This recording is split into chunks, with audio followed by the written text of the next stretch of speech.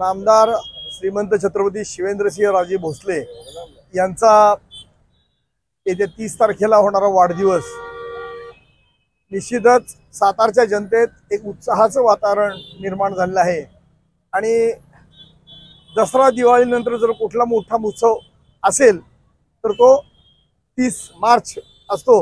आणि त्याच्याप्रमाणे आज सातारा शहरात जर बघायला गेलं तर प्रत्येक तरुणाईच्या एक मोठा आनंद उत्पन्न झालेला आहे। त्याप्रमाणेच प्रतीक शिंदे आणि सूरज जांभळे मित्रांनी एक मागच्या वर्षी पण वेगळ्या पद्धतीने महाराजांचा वाढदिवस साजरा केला होता। या वर्षी सुद्धा त्यांनी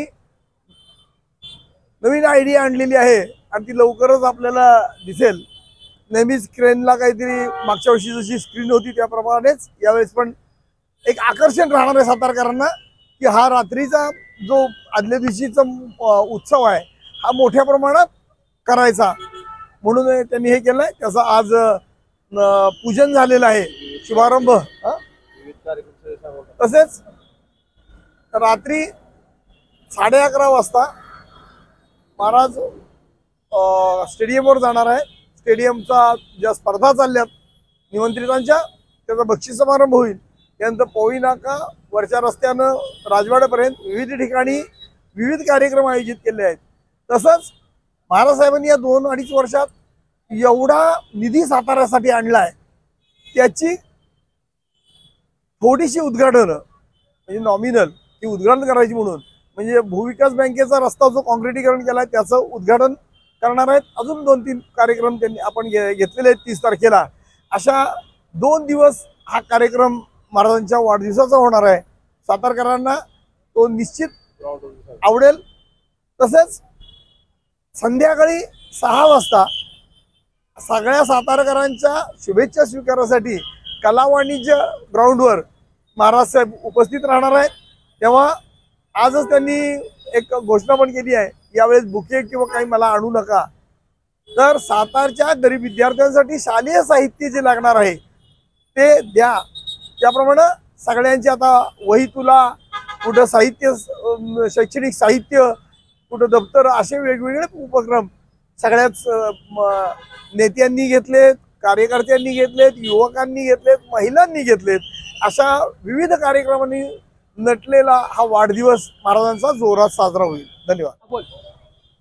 छत्रपतींचा वाढदिवस म्हणले की अख्ख्या सातारमध्ये जोशाचं आणि उत्साहाचं वातावरण असते। तर गेल्या आपण 2 वर्षापासून एक नवीन संकल्पना सातारकरांसाठी सुरुवात केलेली आहे। महाराजांच्या वाढदिवसानिमित्त आपण 29 तारखेला आदल्या दिवशीच महाराजांचा वाढदिवस मोठ्या प्रमाणात साजरा करतो। तर गेल्या वर्षी आपण एक हँगिंग स्क्रीनची संकल्पना आणली होती व भव्य फटाकड्याची आतिषबाजी देखील केलेली होती।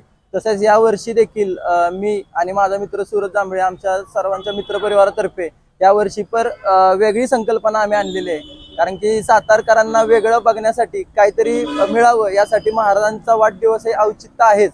आणि आमच्या तरुणांच्यात एक महाराजांचा वाढदिवस म्हणलं की जोशाचं वातावरण असतं आणि ते कुठेतरी शिगेला उंच पोहोचावं यासाठी यावर्षी आम्ही साताऱ्यातील व महाराष्ट्रातील सर्वात मोठा लाईट शो जो साई लाईट म्हणून जो पुण्यातील आहे त्याचा लाईट शो हँगिंग क्यूब अशा प्रकारे इथे आपण गोलबागेच्या समोर घेतलेला आहे। तर संपूर्ण सातारकरांना आमचं आव्हान आहे की जरा काही वेगळं बघायचं असेल तर तुम्हाला 29 तारखेला रात्री आपल्या परिवारासह गोलबागेच्या समोर यायला काही हरकत नाही। तसेच सुरक्षेच्या दृष्टीने देखील पोलीस बंदोबस्त तसेच फायर फटाकड्यांच्या आतिषबाजीसाठी अग्निशामक अशा सर्व गोष्टींची आम्ही सुविधा केलेली आहे, जेणेकरून कोणतीही हानी किंवा ज्या येणाऱ्या महिला आहेत त्यांना कोणत्याही प्रकारची अडचण होणार नाही याची काळजी देखील आम्ही घेतलेली आहे। व महाराजांवरचं आमचं प्रेम जे इथे आत्ता आहे, जसं महाराजांचं वय वाढतंय तसं आमचं त्यांच्यावरचं प्रेमही वाढत राहील एवढंच आम्ही या ठिकाणी सांगतो व सातारकरांना आव्हान करतो की तुम्ही सर्वजण येऊन कार्यक्रमाची शोभा वाढवाल एवढीच अपेक्षा या ठिकाणी करतो।